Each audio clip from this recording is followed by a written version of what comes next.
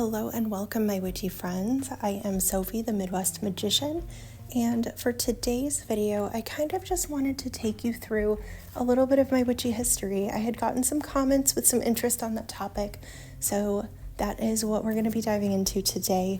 This is going to be a podcast style video, so feel free to put this on in the background if you're doing something else just to have going while you're cleaning, cooking, driving, whatever.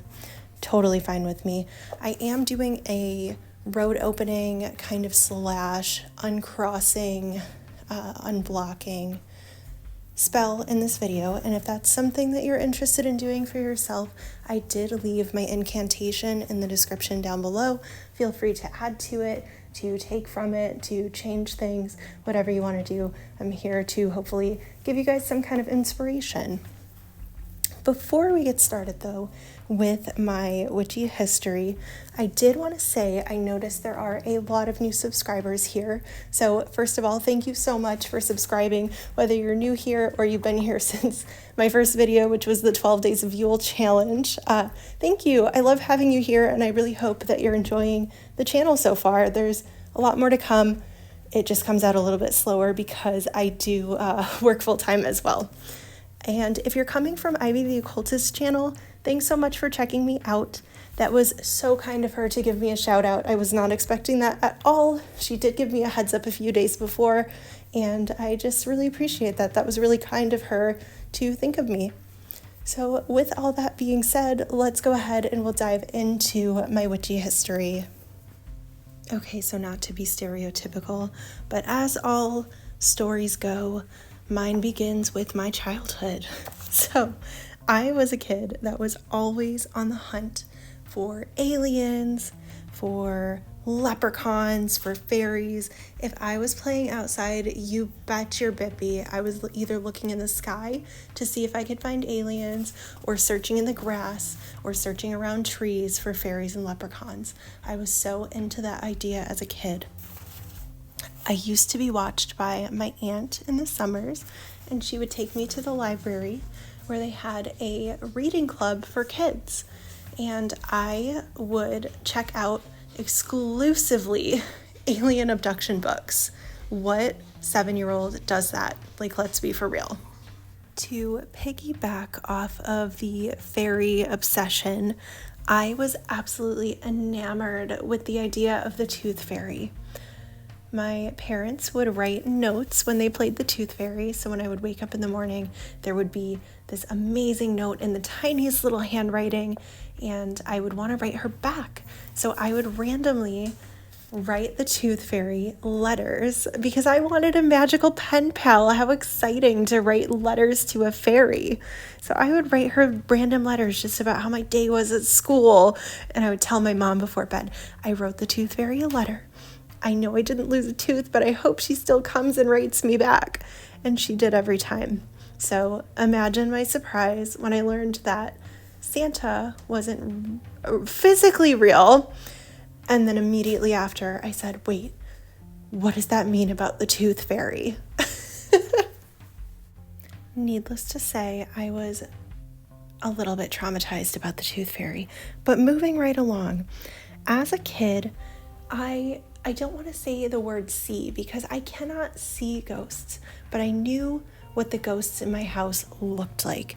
I kind of just had a knowing, and I could also feel that they were around. So in one of my houses that I lived in with my mother, we had these stairs that were in the living room leading to the upstairs, and our couch was facing the stairs and the TV was in front of the stairs, kind of, so across from the couch, but not on the stairs, obviously. It was just in front of the stairs going up. So all the time there was a man, and I knew he was wearing a brown old-timey suit, but he did not have the jacket. So he had a cream shirt, a brown vest, a brown hat, brown pants, and brown shoes. So he was the brown suit man, and he would walk up and down the stairs, and it would never bother us, and I just knew that the brown suit man was on the stairs all the time. In that house, I also did a lot of sleepwalking, and guess where I would wake up? in the middle of the stairs. So I would obviously start screaming. So there you go. There's some more childhood trauma for you. But I thought that was interesting that I knew that the man in the brown suit was on the stairs, and that's where I would always end up waking up from my sleepwalking. And after we moved out of that house, I never sleepwalked again for the rest of my life. How crazy is that? So from my childhood, I could always feel and kind of know when ghosts are around, and usually I can pick up on what they look like, but I cannot see them. So I don't know if you know any other information about that. Please let me know in the comments, because I've not looked that much further into that. But moving it right along, I'm not sure if I was psychic or if I was really good at manifesting, or maybe both. So as a kid, I was a kid in the 90s and early 2000s. So that is before any kind of TiVo. That's, if you even know what TiVo is, that's before any kind of TiVo. That's before any kind of streaming, anything like that. The only way that you could ever know what was on TV is if you had a physical TV guide, or if you went to the TV guide channel. As a child, I would always say movies or shows that I wanted to see out loud, and my mom would say, it's probably not on. And there's one notable. I was at my aunt and uncle's house with my mom. It was a little family party. They wanted to put the TV on for me, and I said, we should see if Crocodile Dundee is playing. And wouldn't you believe it? This was, maybe I was 5 at the most. Maybe I was 5.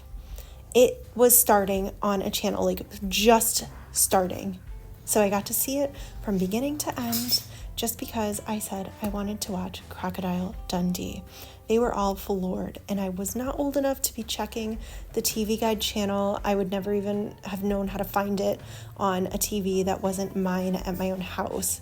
Not that I was watching the TV Guide channel as a 5-year-old at my own house anyways.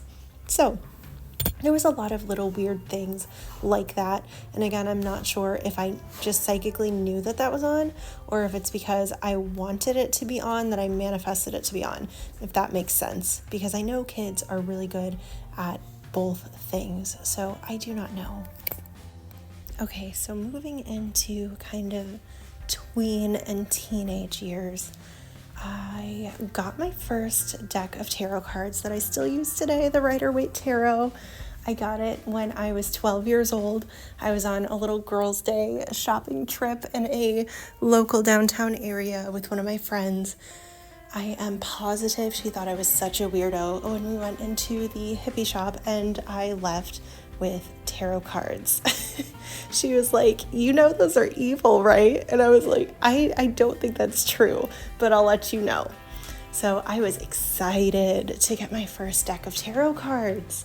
I brought them home, showed my mom. I was hyped, and she said, hide those from your stepfather. And I did, because he is very Catholic. He's a nice guy. He's great. He prays for so many people, and I have nothing against him, but he would have lost his marbles if he knew that I brought in tarot cards to his house. So from there, I started learning how to read tarot, and back then, I did not know that there were books on this. So really, I was just going by the guidebook and my intuition, going by the images and the colors and all of those fun things. With that, I also got really heavily into loving incense and loving candles. And it didn't matter what candle. I didn't have any magical candles. What I used to do was take my candles, and I had this loose container of glitter that had a scoop in it, and I would grab a scoop of glitter and dust it into the flame, and I would make my wishes that way, because every time a piece of glitter hit the flame, it would kind of like sizzle and pop. So in my mind, the sizzle and pop was my wishes being taken to the universe. So unfortunately, the kind of mid-teenage years, so anything from like 16 to, I don't know, like 18, it was very not magical for me. I started dating this guy, and actually he is the one that I just recently was telling you guys about. He had just recently passed away. And that portion of my life, although in the time It felt fun. I look back on it now and it is like I was in the dark ages. I was not excited about life. I was not feeling magical. So that was a really dark time for me, and I didn't realize it at the time. So that part of my life had no magic in it. How sad is that? All right, so I'm skipping ahead just a bit to my college years. I went to a community college and then I transferred over to a university. And when I transferred to the university, I went there in the summer. So I started at the university doing summer school. I had an apartment that my friend was going to move into at the beginning of the first semester. And being completely and totally alone in a brand new town, in a brand new apartment, caused me to feel severely, severely depressed and isolated. This college that I moved to, I like to describe to people as an island in the middle of nowhere. So, there was really not many places to go, and especially with summer school, I was maybe one of like 10 kids in my summer classes, so it was not poppin'. With that, I decided to try to cure my depression, and I so commend myself for doing this back then because it's totally something that I would do now as like a supplemental practice. But I would take vases, fill them with water, and stick them in the corner of every room.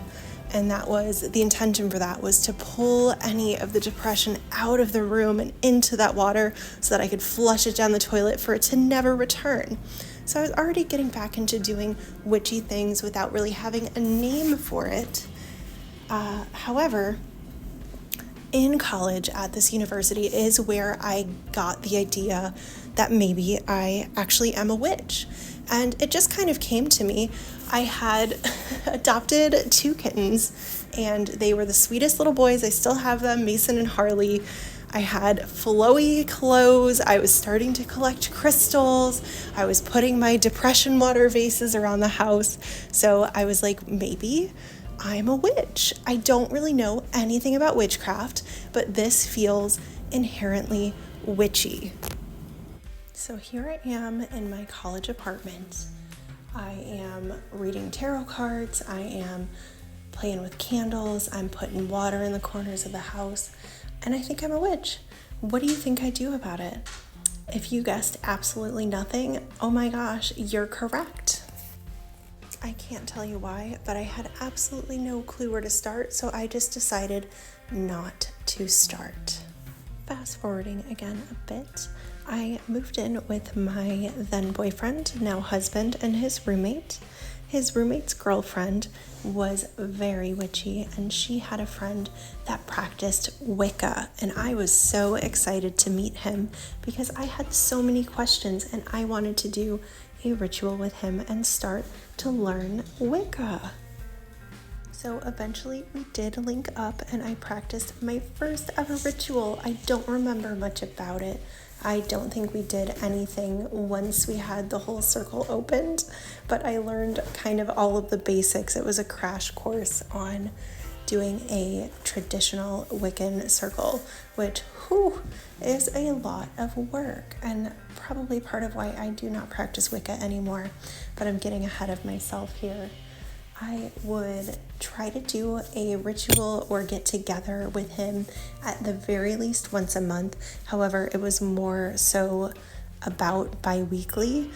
At that point in time, I had moved to the town that I'm living in now, and he lived just a couple towns over. So it was really, really easy for us to get together to practice some magic. So at this point, I started doing my year and a day studies. I started learning the Wheel of the Year and really anything that I could get my hands on that was Wicca related, which at the time, Wicca was like the thing to be doing. There wasn't a lot of like different branches of witchcraft that I knew about. I just knew about Wicca as a religion. So that's where I really started sinking my teeth into. I would go on Pinterest and look up as much as I could. I would go on Tumblr. I would go on different forums and blogs and just take in as much information as I possibly could. And I realized kind of towards the tail end of my year and a day, I did complete it, but I didn't end up doing a dedication ritual to Wicca, which I'm glad I didn't because I would have broken that anyways. But I realized that it just didn't align with my values and I wasn't living within the Wiccan read. So I decided it was not for me. Within my year and a day, I did work with a handful of different deities, and I do feel like a few of them actually reached out to me to work with, which was a very cool experience. I do not work with any of them right now. I do leave offerings for Aphrodite, but I haven't asked for anything in return. So I wouldn't say I'm working with her, but I am a fan of hers. I don't really work with any deities now at all, actually. I'm curious about one that I potentially would like to start working with, maybe two, but that's for a video in the future. And at risk of this video getting too long, I think I will jump forward to what I am doing right now. So currently, it's a little bit hard for me to talk about what I've been doing magically because I feel like that's cleaving it from what I have been doing every day. At this point, I feel like everything that I'm doing is magical and it's been so integrated in my life. So it seems like little things here and there and it seems subtle, but that's because it's just become a part of who I am and what I do every day. So with that in mind, I have been working a ton with my ancestors. I've been leaving offerings and speaking to them, trying to venerate them in every way that I can. I've been working with my house as well, with my house spirit. I've been doing a lot of home-centered witchcraft and trying to really cultivate a good, positive relationship with my house spirit. So that has been a lot of fun to work on. And I feel like in terms of that too, it goes into any kind of renovations, any kind of decorating, as well as speaking to and connecting with the overall spirit of the house. I have been doing a lot of magic with my indoor houseplants, and very soon I'll be cultivating relationships with the plants that we're going to be putting in our garden. We have to wait until Mother's Day to start planting, so we make sure that we do not get any additional frost. I also have taken a herbalism course. I have learned Reiki, so I do try to incorporate that into my day-to-day life. And then I do a ton of kitchen magic now. I cook almost all of our dinners, so I try to include magic within that. I think that consuming magic is a great way to kind of experience it. And that's everything that I could really think of right now. I will be keeping the channel going, so you'll be able to keep tabs on what I'm doing. But if you made it this far in the video, thank you so much to listening to me ramble. I hope you enjoyed it. If you did make it to the end, let me know in the comments down below, and I will see you guys very soon for another video. Take care.